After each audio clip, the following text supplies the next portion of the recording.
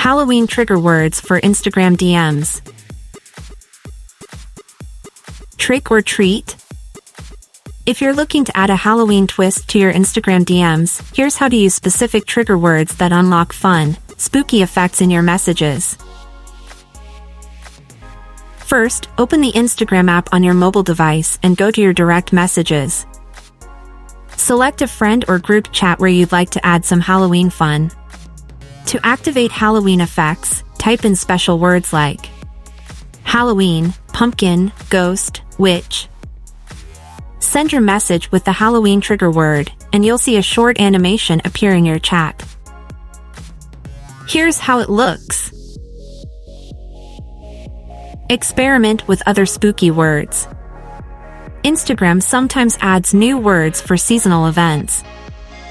Remember that these effects might be temporary and not available in all regions.